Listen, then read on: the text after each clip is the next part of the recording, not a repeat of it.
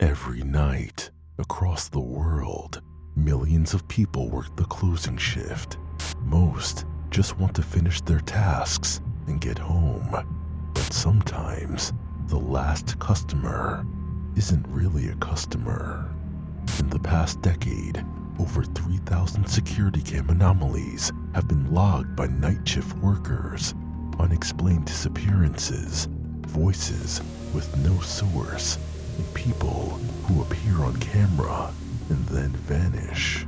Tonight, I'll tell you 3 of those stories. Stories that'll make you think twice before locking the doors. Because not everything you let in wants to leave. This is Mr. H. You're listening to Masked Horror.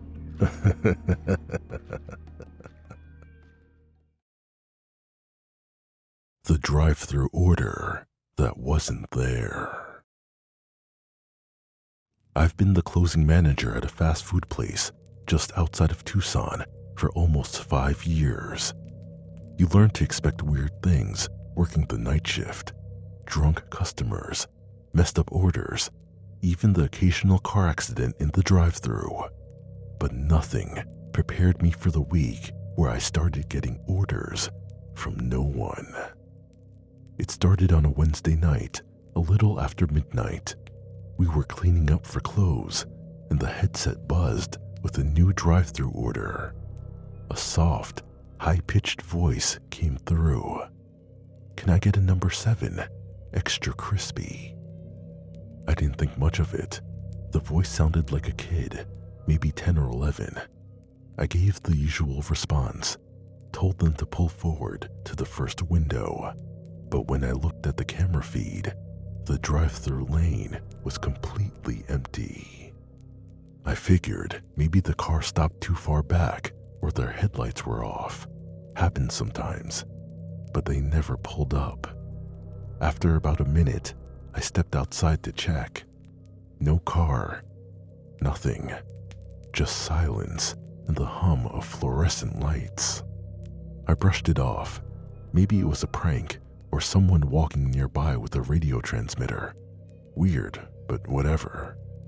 Then it happened again the next night. Same voice, same exact words. "Can I get a number 7, extra crispy?" Only this time, the order showed up in our POS system. Printed a receipt and everything. But again, no car. Nothing on the camera feed.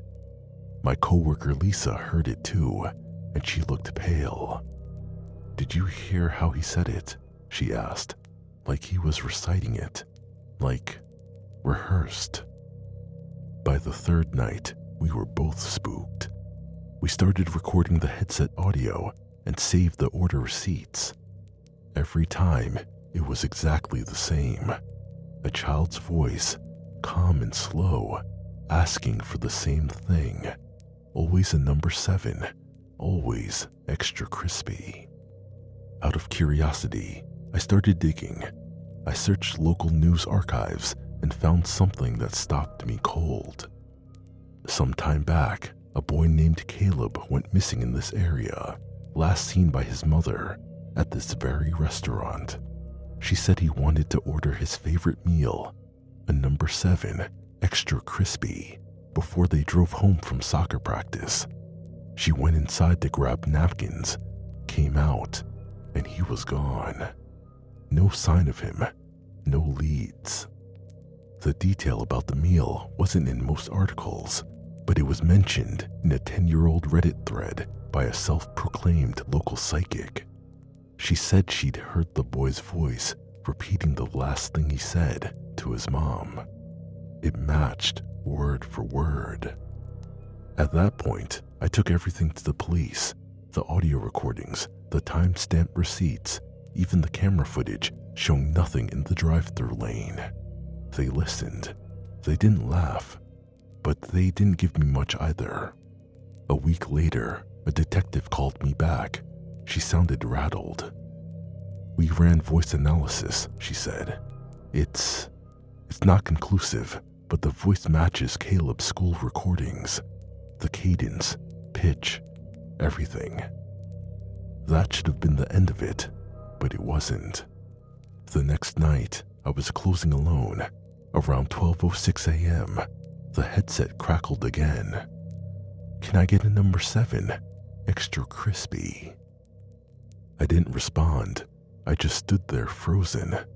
Then, something fell, loudly, in the lobby. I ran out front and found one of the framed posters had come off the wall. A missing person flyer. It had been part of the community board near the bathrooms, stapled behind glass for years. It was just lying there, face up, as if someone wanted me to see it. Now we don't stay open past midnight anymore. Corporate said it was due to staffing shortages, but I know better. The calls have stopped, for now, but sometimes, late at night when I'm locking up, I still hear the beep of the headset activating, and I wait, just in case. The woman in the freezer aisle. I used to work the night shift at a Kroger just outside of Dayton, Ohio. We closed at 11 p.m., and my job was to help restock, face the shelves, and walk the last stragglers out before locking up. You get used to a certain quiet rhythm when the store starts winding down.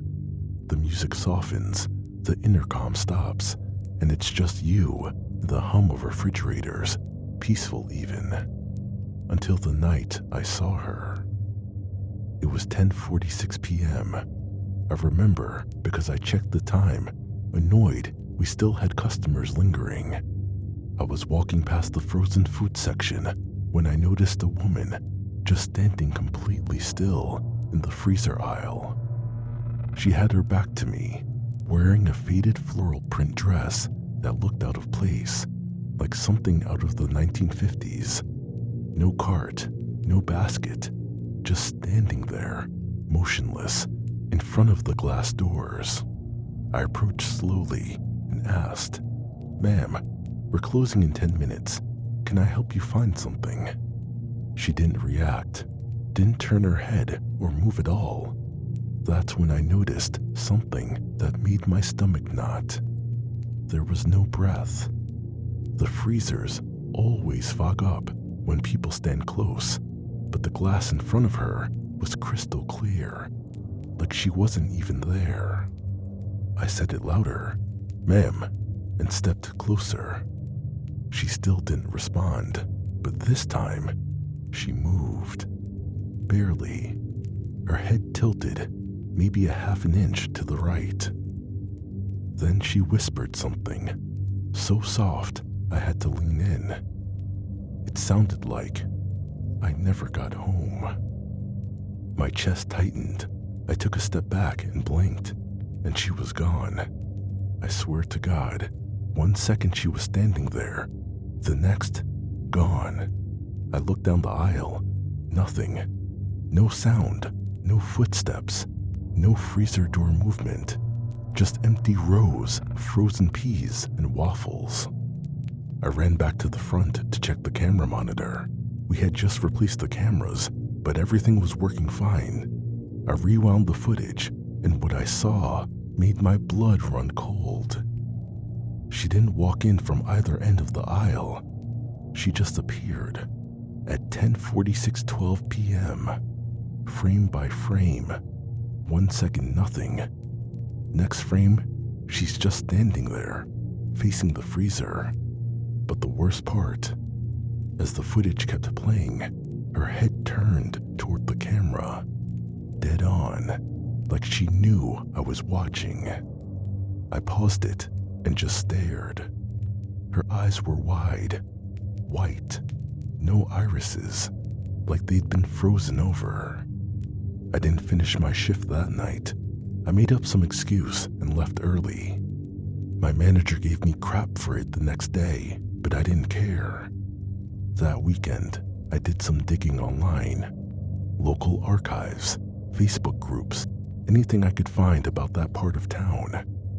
I eventually found a post in a forgotten subreddit for Dayton history. It talked about a woman named Margaret, 62 years old, who went missing. She had dementia, walked out of her house during a blizzard, and never made it back. Her last confirmed sighting at our Kroger. She was caught on security cam, aisle 6, frozen foods. She was wearing a floral print dress. They found her body 3 days later behind the store, half buried in snow near the delivery bay.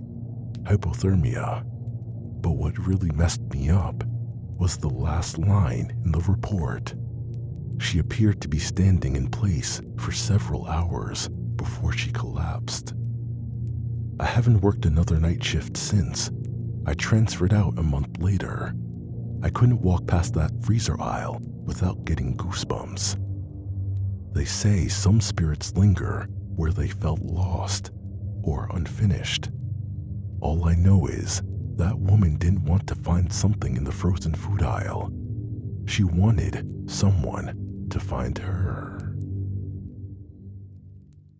He never left the bathroom. I used to work nights at a 24-hour truck stop off I-84 in Idaho, middle of nowhere. Think flickering fluorescent lights, buzzing vending machines, and a constant smell of burnt coffee. Most nights were quiet, a few long-haul drivers, the occasional sketchy van. But there was one night that still makes my skin crawl. It was around 2:45 a.m., dead quiet. I was wiping down counters when I noticed something weird. The bathroom door had been locked for over 2 hours. We had single-stall restrooms, one for men and one for women, each with a basic deadbolt that lit up occupied on the outside. Normally, people are in and out in 5 minutes, 10 minutes tops, but this door had been showing red since before 1 a.m. I figured someone passed out or maybe had a medical issue, so I knocked. No answer. I knocked again, louder this time. "Hey, everything okay in there?" Still, nothing. I went to check the security footage, expecting to see someone go in and just not come out. What I found didn't make any sense. At exactly 12:58 a.m., a man in heavy winter gear, puffy jacket, gloves, boots, walks into the restroom. He's hunched, kind of limping. The timestamp keeps rolling. 1:10, 1:30, 2. No one ever comes out. But here's the thing. The footage never shows the door opening again. I rewind, play it again. Same thing. He goes in, but the door never opens after that, and there's no second exit. I got freaked out and called the cops. Figured maybe he collapsed and wedged himself against the door. 2 officers showed up about 20 minutes later. They knocked, called out, and eventually forced the door open. Nothing. No one was inside. The lights were off. The mirror was fogged, like someone had just taken a hot shower, which was weird because there was no shower in there, just a sink and a toilet. We replayed the footage for the officers. One of them got real quiet. The other said, could be a glitch, but he didn't sound convinced. Before they left, the older officer asked, "You ever hear about the highway freezer case back in the day?" I hadn't. Turns out, back in the early 90s, a guy broke down near a stretch of highway during a snowstorm, walked to the nearest lit building, a closed gas station at the time, and froze to death inside a locked bathroom. They say he was dressed almost exactly like the guy in the footage. The gas station got torn down years ago. Ours was built on the same lot. After that night, things got weird. I started getting calls to the store's landline around 3:11 a.m. Always the same. Silence, then breathing. Heavy and labored, like someone freezing to death. It happened 4 nights in a row. On the 5th, the line clicked.